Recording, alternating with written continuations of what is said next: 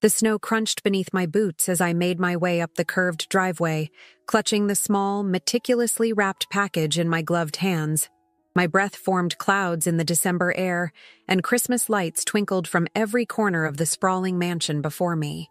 Music and laughter spilled from within, a stark contrast to the silence of my tiny room above Mrs. Peterson's garage, where I'd spent the last 18 months of my life. I hesitated at the massive oak door, suddenly aware of my worn coat and the modesty of my gift, a handcrafted photo album chronicling our family's journey. 3 years ago, I would have been inside that house, greeting guests and refilling champagne glasses. 3 years ago, before I sold everything to help my children pursue their dreams. "You're making the right choice, Mom," Emma had said when I signed the papers selling our family home. "This investment in our futures will pay off for all of us." David, my oldest, had nodded enthusiastically. "Once the restaurant takes off, you'll have your own wing in my house." And sweet Lily, my youngest, had hugged me tight. "Your sacrifice won't be forgotten. I promise." I believed them. After their father died, leaving us with nothing but debt and memories, I'd poured everything into raising them alone. The house was my only asset, the culmination of 30 years of hard work. Selling it had provided each of my 3 children with enough capital to launch their businesses: David's restaurant, Emma's boutique, and Lily's graphic design firm. For a while, I'd lived with each of them in turn, moving from one spare bedroom to another. But as their businesses flourished, their lives grew busier. The invitations to family dinners became less frequent, calls went unreturned, and eventually, I found myself renting the tiny space above Mrs. Peterson's garage, surviving on my modest pension and occasional substitute teaching jobs. Now, standing before Emma's grand home, I steeled myself and pressed the doorbell. Through the frosted glass, I could see silhouettes moving about in elegant attire. The door swung open, and there stood my daughter, radiant in a red cocktail dress, her hair swept up in an elaborate style I'd never seen before. Her smile faltered when she saw me. "Mom?" Her voice carried a note of confusion rather than welcome. "What are you doing here?" "I brought a Christmas gift," I said, extending the package. "I thought maybe I could join you all for a bit. It's been so long since—" Emma stepped outside, partially closing the door behind her. The cold air bit at my cheeks, but the chill in her eyes was worse. "I'm sorry, but this is a private event," she said, her voice lowered. "Important clients are here. David and Lily, too. It's not a good time." I felt as if I'd been slapped. "Not a good time? Emma, I'm your mother. And I appreciate that, but you should have called first." She glanced back through the door nervously. "Maybe we can have lunch next week? I'll call you." But we both knew she wouldn't, just as she hadn't returned my calls for the past 3 months. In that moment, something inside me, something that had been bending and bending, finally broke. The realization crashed over me like a wave. I had become an inconvenience to my own children, a reminder of their humbler beginnings that no longer fit into their polished new lives. I looked past her into the warm, glittering room beyond, where my son David stood chatting with a group of people, a glass of champagne in his hand. Through another doorway, I glimpsed Lily arranging hors d'oeuvres on a silver platter. They were all here, all together, and I hadn't even been told. What I did next was not planned. It wasn't calculated for effect or designed to teach a lesson. It was simply the action of a woman who had finally reached her limit. I took a deep breath, squared my shoulders, and gently pushed past Emma into the warmth of the house. Conversations stuttered to a halt as heads turned toward me. The room fell silent, save for the soft Christmas music playing in the background. "Mom!" Emma hissed behind me, mortified. I stood there in my second-hand coat, clutching my small gift, facing a room full of strangers and the 3 children I had given everything to save. And then, with a calm I didn't know I possessed, I placed the package on a nearby table, removed my coat, and spoke in a clear voice that carried to every corner of the suddenly silent room. "Merry Christmas, everyone. I'm Ruth Wallace, Emma, David, and Lily's mother." The silence that followed was absolute. My children stared at me, frozen in shock, as every guest in the room turned to look at them. And in their eyes, I saw something I had never expected to see: shame. But what happened next would change everything. For me, for my children, and for the future of our fractured family. A distinguished older gentleman in an expensive suit stepped forward from the crowd. His silver hair caught the light, and his eyes, kind but penetrating, found mine.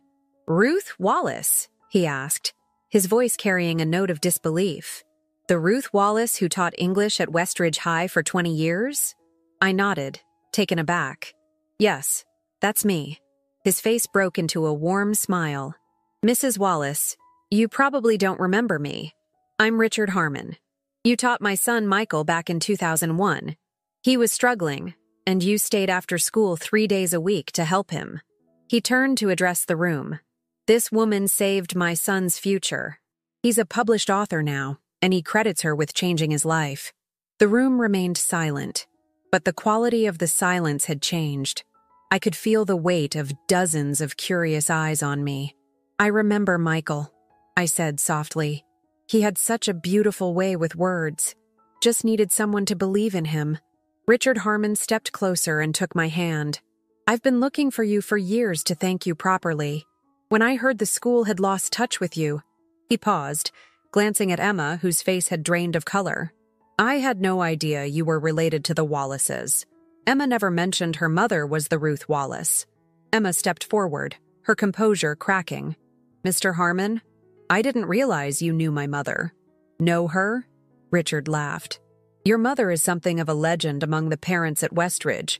There's even a scholarship in her name now." He turned back to me. "Which makes it all the more baffling why I've been told you couldn't be located for the award ceremony last month." I felt my heart sink. "Award ceremony? I wasn't informed of any ceremony." David approached now, setting down his champagne glass. "What award ceremony?" His eyes darted nervously between Richard and me. Richard looked genuinely confused. "The Westridge Legacy Award. It comes with a grant of $50,000. When we couldn't reach you directly, we contacted your family." He gestured toward my children. "We were told you were traveling abroad indefinitely." The room seemed to tilt beneath my feet. The implications of what Richard was saying crashed over me in waves. My children had intercepted communication about an award and money meant for me. They had deliberately kept me in the dark, telling people I was unavailable. Lily appeared at David's side, her face ashen. "Mom, we can explain." "I'm sure you can," I said quietly, the pieces falling into place. The mysterious calls from unknown numbers that my children had dismissed when I mentioned them. The mail they'd offered to collect for me when I first moved out. To make things easier, a woman in the crowd cleared her throat. "Excuse me, but are you the same Ruth Wallace who wrote those incredible essays for the Teacher's Quarterly? I used to read them to my daughter. They inspired her to become a teacher." Before I could answer, another guest spoke up. "Wait, didn't you lead that fundraising campaign for the Children's Library after the fire in 2010? My company donated because of your passionate speech." One by one, people in the room began to recognize me, not as my children's embarrassing mother, but as someone who had touched lives, who had made a difference in the community. With each new revelation, my children seemed to shrink further into themselves. Richard still held my hand. "Ruth, I'm on the board at Westridge. That grant money is still waiting for you. And there's more. We've been trying to offer you a position heading up our new educational outreach program. Full salary, benefits. We just couldn't find you." I felt dizzy with the implications. All these months struggling to make ends meet, working odd jobs, living in a room barely bigger than a closet, while opportunities and recognition had been seeking me out, intercepted by my own children. "I think," I said slowly, finding my voice, "that my children and I need to have a private conversation." Richard nodded understanding. "Of course, but please, take my card. Call me tomorrow." He pressed a business card into my hand. "We have a lot to discuss." Emma stepped forward, her professional smile back in place, though her eyes were panicked. "Ladies and gentlemen, why don't we all move to the dining room? Dinner is about to be served." She gestured toward an archway, and the crowd, still buzzing with whispers, began to move in that direction. When the last guest had left the room, I turned to face my 3 children. Their expressions ranged from David's defiance to Lily's tears to Emma's calculated composure. "Mom," Emma began, "this isn't what it looks like." "Then what is it?" I asked, my voice steadier than I expected. "Because it looks like you've been hiding opportunities from me. It looks like you've been lying to people about me. It looks like my own children have been sabotaging my life." David squared his shoulders. "We were protecting you." "Protecting me? From what? A job? Financial security? Recognition for my life's work?" "From stress," he insisted. "From responsibility. You're not young anymore, Mom. After everything you've been through, you deserve to rest." "Rest?" I echoed in disbelief. "In a room above a garage, counting pennies to make rent? That's your idea of rest?" Lily wiped away tears. "We were going to tell you about the award. We thought—" "You thought what?" My voice was dangerously quiet now. Emma stepped forward, ever the pragmatist. "We thought the money would be better used investing in businesses that could eventually support all of us, including you." And there it was. The truth, laid bare. They had taken what was meant for me, justifying it as being for my own good, when really it had been for theirs. "The same way you invested the money from selling my house?" I asked. "The house that your father and I worked our entire lives to pay for? The home where I raised you after he died?" A flash of guilt crossed their faces, confirming what I had begun to suspect. The money I had given them hadn't all gone to their businesses. I remembered Emma's luxury car, David's vacation to the Maldives, Lily's designer wardrobe, all appearing shortly after I'd given them their investments. "Where did the money go?" I demanded. "All of it. I want to know right now." David's face hardened. "This isn't the time or place for this conversation." "It's exactly the time," I countered. "Because I'm done waiting for you 3 to remember I exist. I'm done being pushed aside and forgotten. I'm done sacrificing everything while getting nothing, not even basic respect, in return." I reached for Richard's card in my pocket, a sudden calm washing over me. "Tomorrow I'm calling Richard. I'm accepting that job. I'm claiming that award money. And then I'm going to make some changes in my life, starting with how I allow my own children to treat me." Emma's eyes narrowed. "What is that supposed to mean?" I met her gaze steadily. "It means I'm taking back control of my life. And it means the 3 of you have a choice to make." Just then, the dining room doors swung open and a server appeared. "Ms. Wallace, your guests are waiting. Should I serve the first course?" Emma looked torn between her party and the family crisis unfolding in her living room.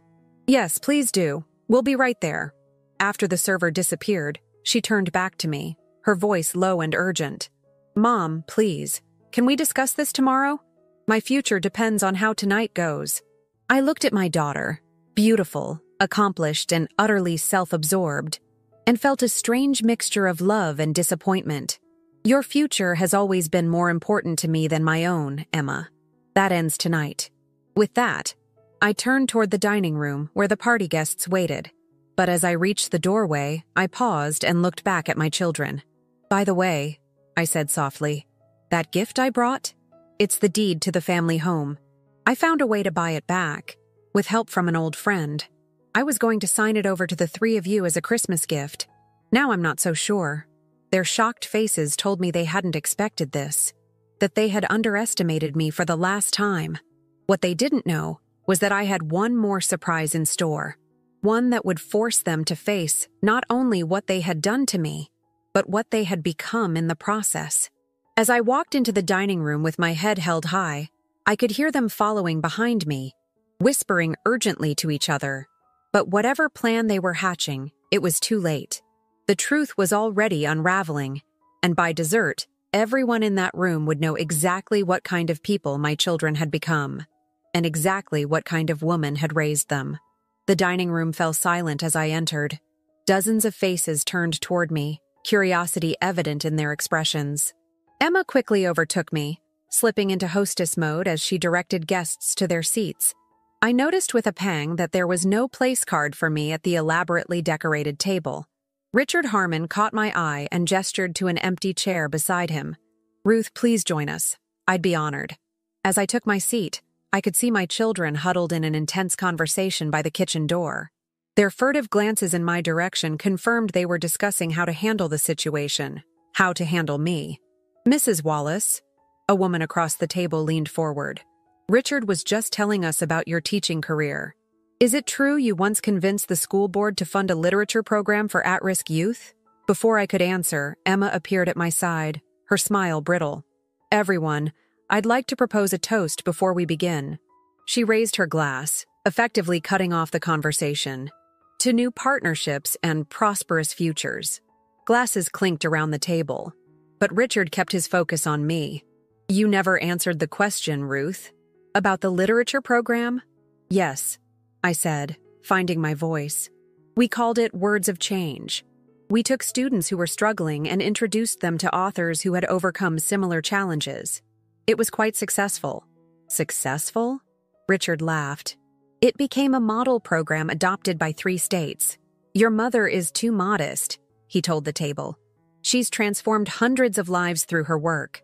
I caught David's eye across the room. He was watching the exchange with growing alarm. My quiet life teaching had never impressed my ambitious children.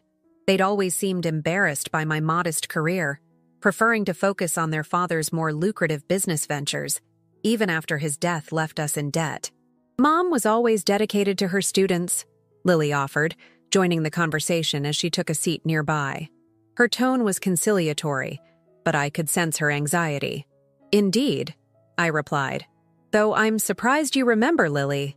You once told me teaching was a fallback career for people who couldn't make it in the real world." A few uncomfortable chuckles sounded around the table. Lily's face flushed. "I'm sure she didn't mean it that way," Emma interjected smoothly. "We've always been proud of Mom's work." "So proud that you never mentioned her accomplishments to your business associates?" Richard asked innocently. "I find that surprising, considering the connections her reputation could have brought you." The first course arrived, momentarily diverting attention. I used the opportunity to observe my children. Their faces reflected varying degrees of panic and calculation. They were trying to figure out how to regain control of the narrative, a narrative they'd carefully constructed without me in it. "Mrs. Wallace?" A man further down the table called out. "I understand you're living more simply these days. Was that a deliberate lifestyle choice after retirement?" I could see Emma nearly choke on her wine. This was exactly the kind of conversation she'd been trying to avoid. "Not exactly," I replied calmly.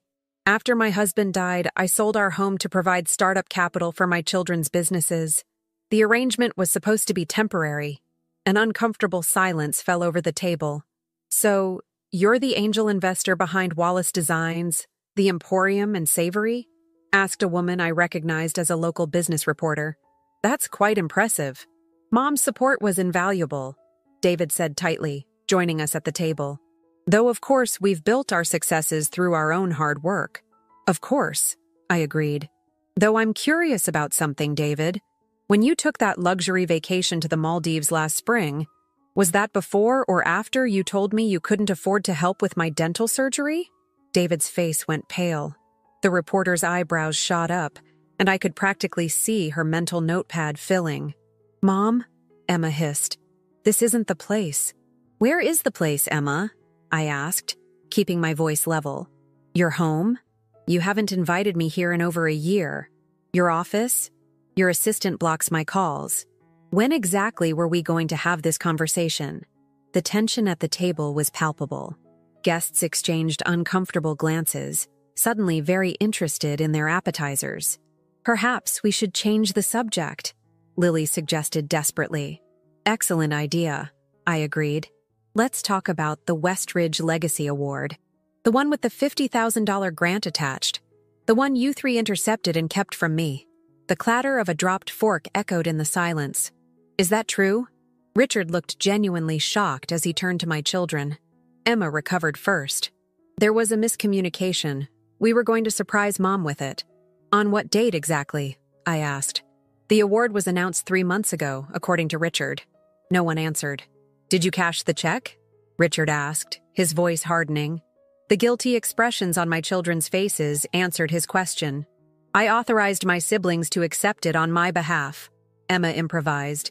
The funds are being held in a trust for Mom's retirement. I laughed. The sound surprising even me. A trust I've never heard of? While I've been working as a substitute teacher and living above a garage to make ends meet? A series of whispers ran around the table. The story was becoming clear to everyone present. My successful children had taken advantage of their own mother. David stood suddenly. This is a private family matter. I don't think it's appropriate dinner conversation. I disagree, said the reporter. As someone who's written extensively about your business success stories, I'm very interested in how your initial funding was acquired and how your investor has been compensated. Our mother was not an investor, Emma insisted, her professional demeanor cracking. She was helping her children, as any mother would. As any mother would, I repeated softly. Yes, that's what I thought too. Just as I thought any children would ensure their mother was taken care of after she gave them everything. Lily burst into tears. Mom, it wasn't like that. We just got caught up in everything. The businesses, the social circles, the pressure to appear successful. And where did I fit into that picture? I asked. Was I an inconvenient reminder of where you came from? Something to be hidden away and forgotten? The room had gone completely silent. My children had no answer. Richard cleared his throat. Ruth, regardless of what's happened, the job offer still stands. We would be honored to have you lead our educational outreach program. Thank you, Richard, I said sincerely. I appreciate that more than you know. Emma's face had gone from flushed to pale. A job? Mom, you don't need to work. We can take care of you. The way you've been taking care of me for the past 18 months? I asked. No, thank you. I prefer to take care of myself. David leaned forward, his voice low and urgent. Mom, please. You're embarrassing us in front of everyone. I'm embarrassing you? I felt a surge of indignation. I've spent the last year and a half living in poverty while you three lived in luxury, using money that came from my sacrifice. And you're worried about being embarrassed? The main course arrived, but few people seemed interested in eating now. The drama unfolding at the table was far too compelling. Perhaps, suggested an older woman at the far end of the table, your children simply didn't understand how difficult things were for you, Ruth. Communication works both ways. I appreciated her attempt at diplomacy, but I wasn't about to let my children off the hook so easily. I called each of them weekly, I said. I told them about the leaking roof in my room, about choosing between heat and food some months. Emma told me she was too busy to talk. David suggested I budget better, and Lily promised to visit but never showed up. Lily's tears flowed freely now. I meant to, she whispered. I just got so caught up. In what? I asked. What was more important than checking on your mother? Building something meaningful, David answered, a flash of defiance in his eyes. Creating businesses that will last. Establishing ourselves. Isn't that what you wanted for us?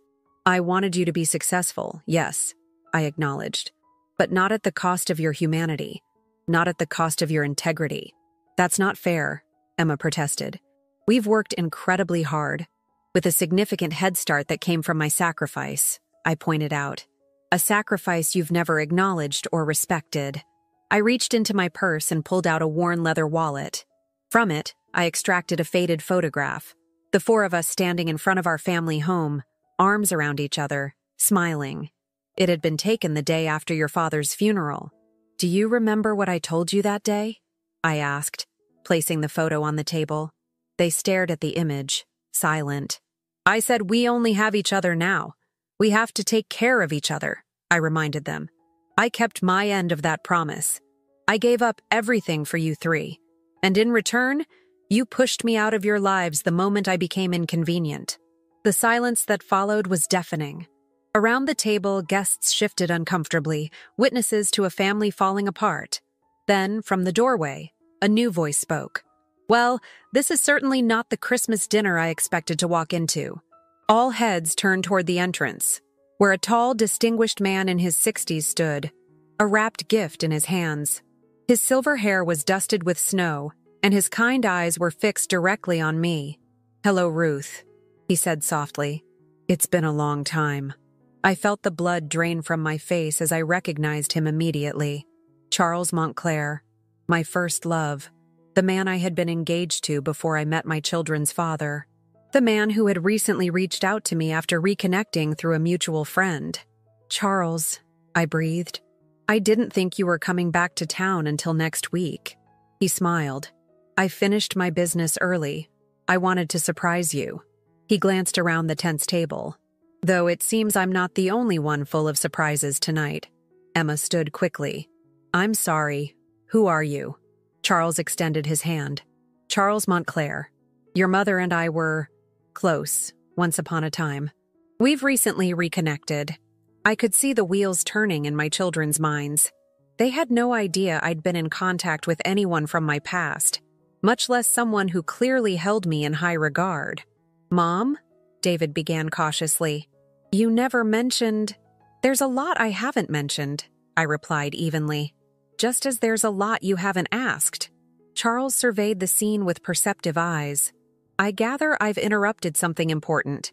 You have no idea, Richard said, standing to shake Charles's hand. Richard Harmon. I'm an old friend of Ruth's too, though in a different capacity. Please join us. I think Ruth could use another ally at the table. As Charles took the seat that suddenly appeared beside me, I felt a strength return that I hadn't realized I'd lost. Flanked by two men who clearly valued me for exactly who I was, I found the courage to finish what I had started. My children believe I need their protection, I told Charles. They've been protecting me from job offers, award money, and apparently, my own independence. Charles's expression darkened. He turned to look at my three children, his gaze assessing. Is that so? Emma, always the quick thinker, attempted to regain control. Mr. Montclair, you've walked into a complicated family discussion. Perhaps we could continue this another time? Charles smiled, but it didn't reach his eyes. Actually, I think my timing is perfect. You see, I've come with some news for your mother. News that might change everything.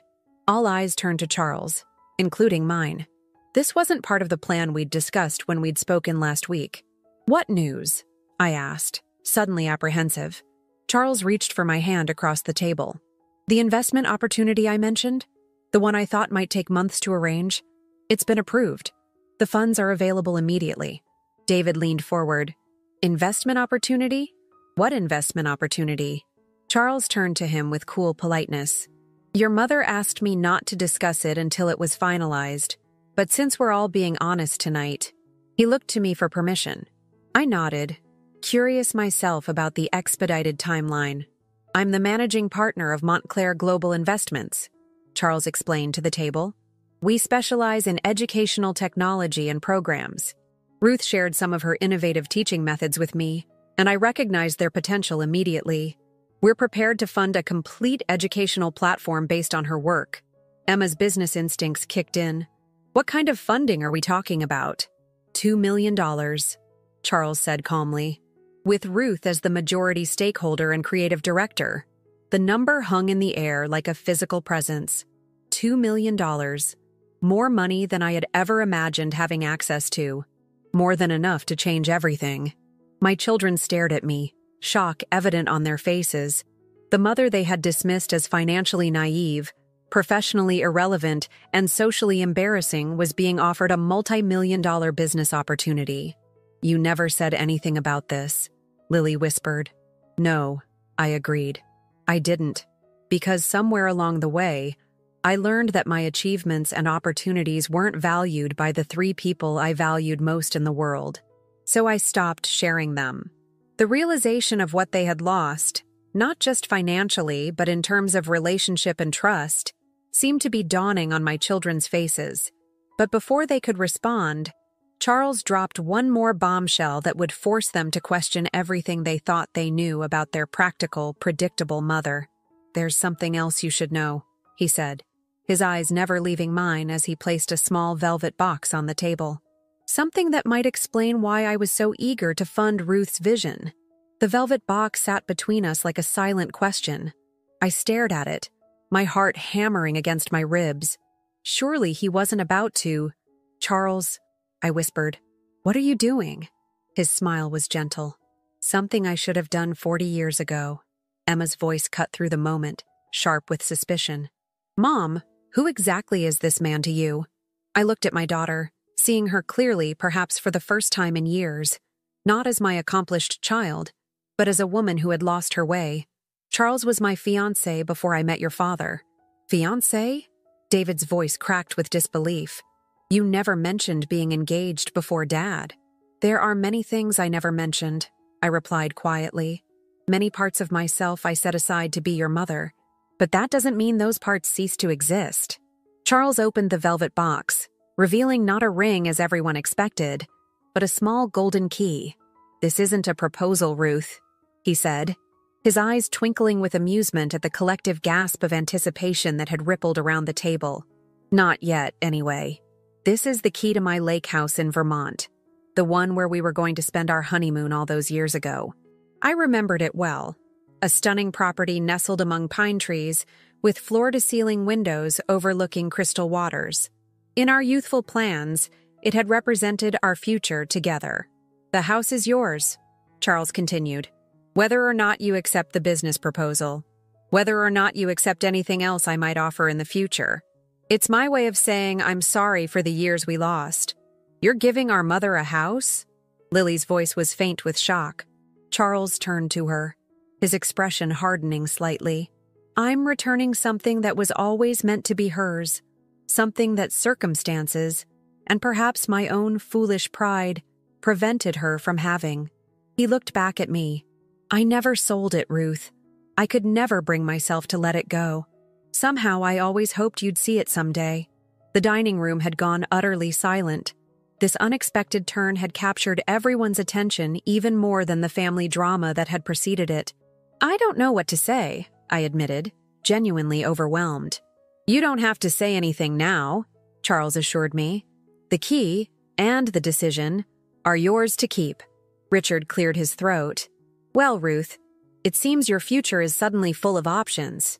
The teaching position, the award money, a business opportunity, and now a house. Quite a contrast to what your children had planned for you. His pointed comment cut through the sentimentality of the moment, bringing us back to the harsh reality that had been exposed tonight.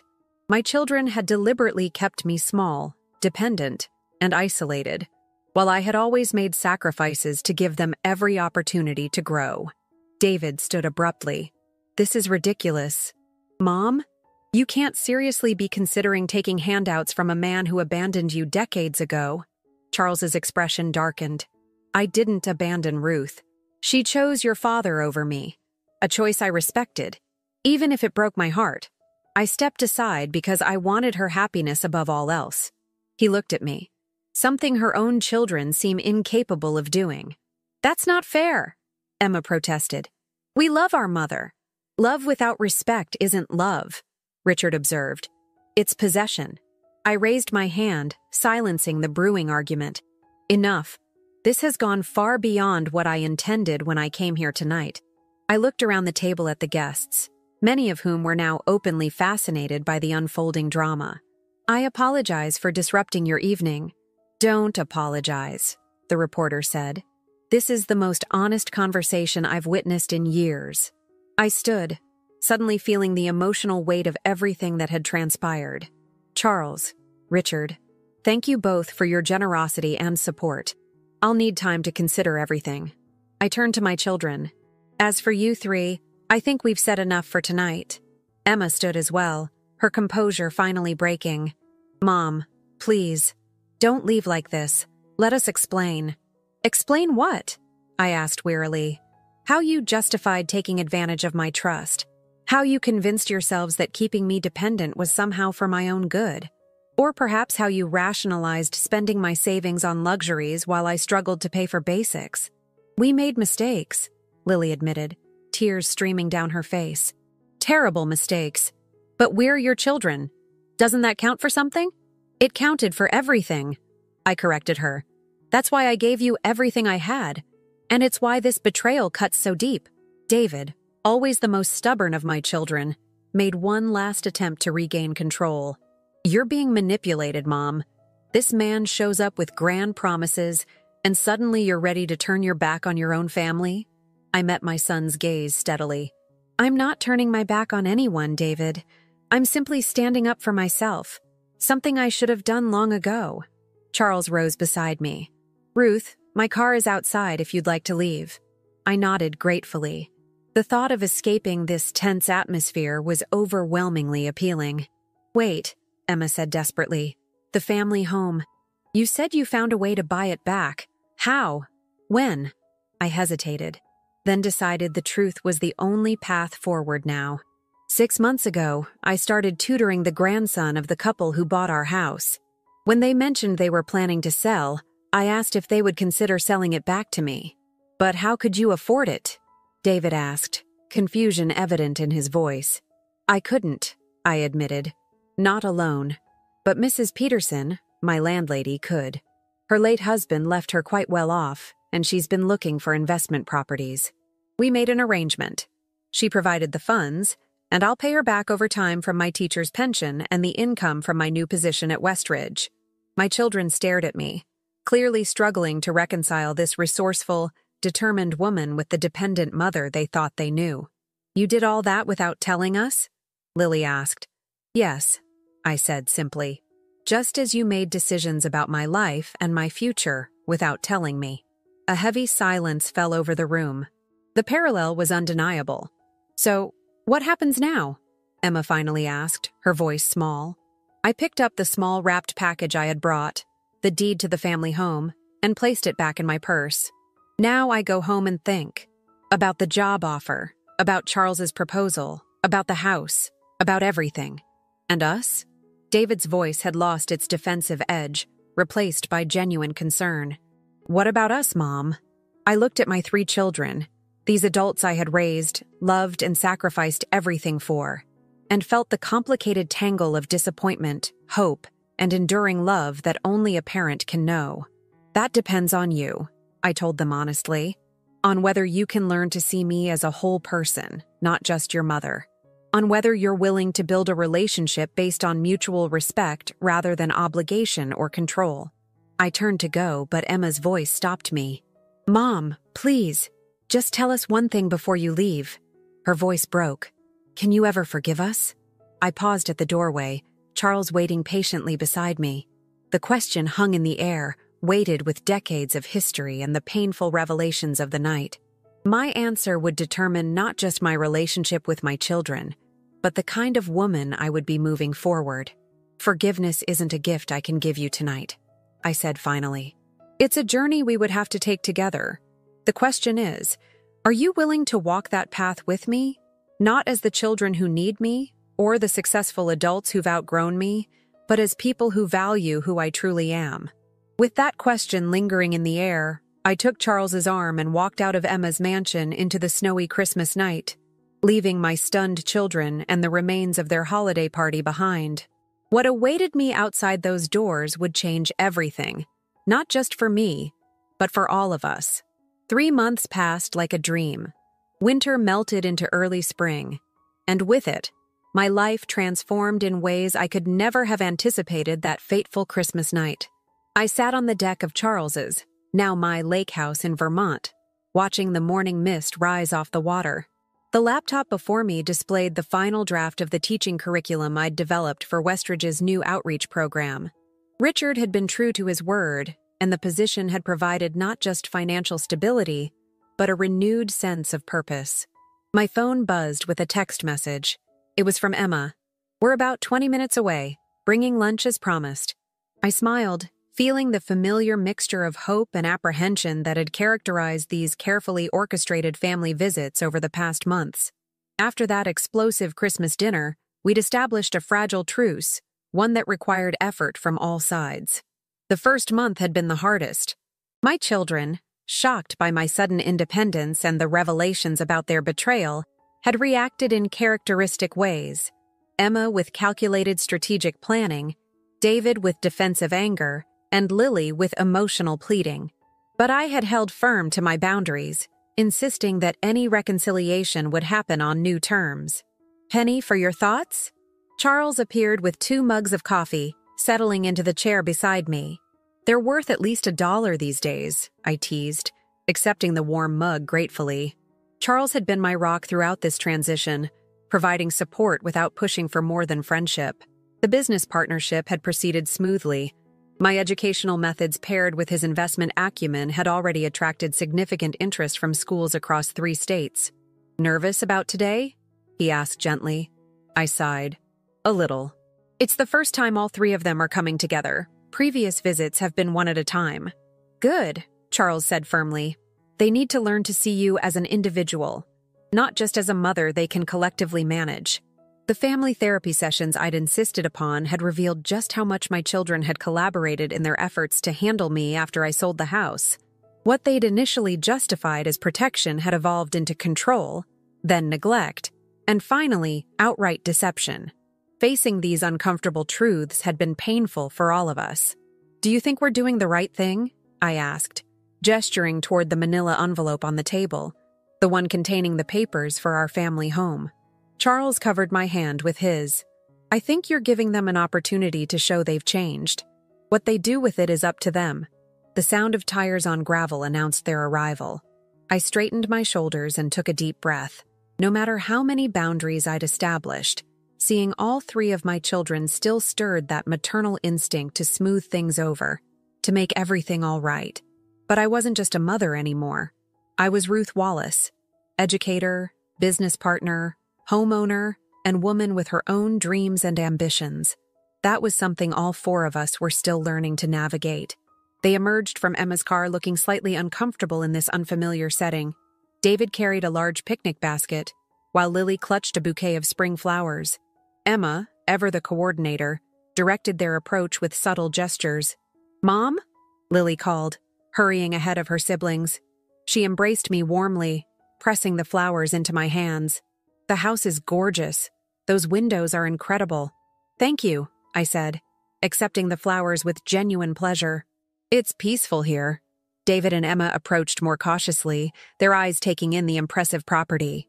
"Quite a change from Mrs. Peterson's garage," David observed, his tone carefully neutral. "Life is full of surprises," I replied evenly. Charles stood to greet them, extending his hand. "Welcome. I hope you had a good drive up."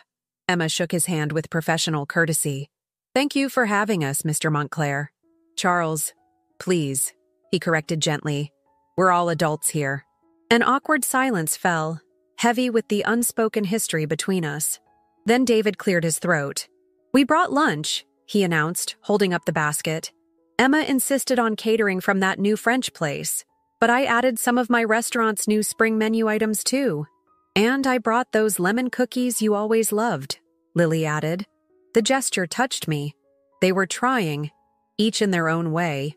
"That sounds wonderful. Let's eat out here while the weather holds." As we arranged the elegant spread on the deck table, I noticed how carefully my children watched me, studying my interactions with Charles, noting my comfort in this new environment, perhaps searching for signs of the mother they remembered in this more confident woman before them. "So," Emma began as we settled around the table, "how is the curriculum development coming along?" "Very well," I replied. "The pilot program launches in 3 schools next month." "Mom's approach to integrating literature with social-emotional learning is revolutionary," Charles added. "We've already had interest from educational publishers." David raised an eyebrow.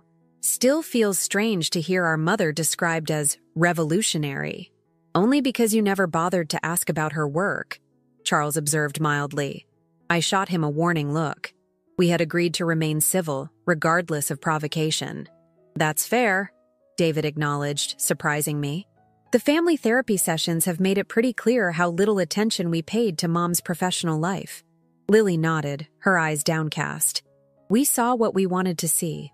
A mother who existed only in relation to us. And now?" I asked quietly. Emma met my gaze directly. "Now, we're trying to see you as you are. Not just our mother, but a woman with her own life and accomplishments." The simple acknowledgement brought unexpected tears to my eyes. It was all I had wanted, to be seen, to be valued for my whole self. I reached for the manila envelope. "That's why I asked you all here today, to discuss the family home." Their expressions tensed immediately. "We know we have no right to make any claims on it," Emma said carefully. "Not after what we did." I opened the envelope and spread the papers on the table. "I've set up a trust. The house will be held in it, with all 4 of us as beneficiaries. None of us can sell without unanimous agreement. They stared at the documents in shock. But why? David asked. After everything, why would you include us? I took a deep breath. Because that house represents our family history, the good and the bad. Your father and I raised you there. It's where we became a family. And despite everything that's happened, we are still family. Mom, Lily whispered, tears streaming down her face. We don't deserve this. This isn't about deserving, I explained. It's about healing. About finding a way forward that honors our past without being trapped by it. Charles squeezed my hand supportively, and for once my children didn't bristle at the gesture. There are conditions, I continued. The trust includes provisions for regular family meetings, continued therapy, and financial transparency. We all contribute to maintenance costs according to our means. Emma nodded slowly, her business mind already processing the practical aspects. It's fair. More than fair. It's a second chance, David said quietly. One we didn't earn. Sometimes, Charles observed, the most valuable gifts are the ones we don't deserve. I looked at my 3 children, flawed, complex adults who had hurt me deeply, yet remained irreversibly connected to my heart. I'm not giving you this because I've forgotten what happened. I'm giving it to you because I remember who we were before, and I believe in who we might become. Lily reached for my hand across the table. Can you ever really forgive us, Mom? I considered her question carefully. Forgiveness isn't a single moment, Lily. It's a process. One we'll work through together day by day. David raised his water glass. To new beginnings, then. And to our mother, who taught us the hardest lesson of all by finally standing up for herself. As we clinked glasses in the spring sunshine, I felt a profound sense of peace wash over me. The journey ahead wouldn't be easy. Trust, once broken, takes time to rebuild.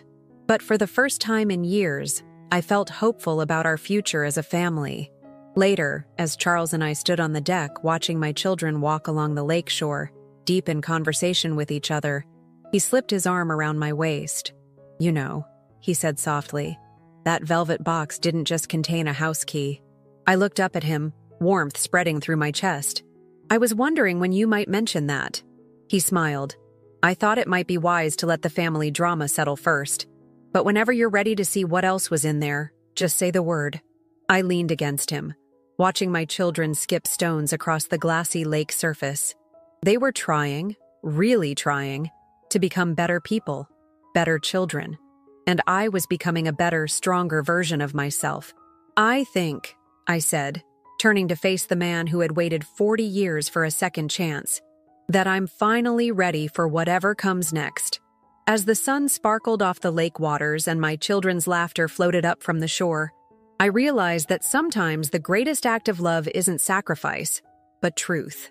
In finally standing up for myself, I had given my children the opportunity to stand with me, not as my caretakers or dependents, but as equals on a shared journey of growth and redemption. And that, perhaps, was the most precious gift of all.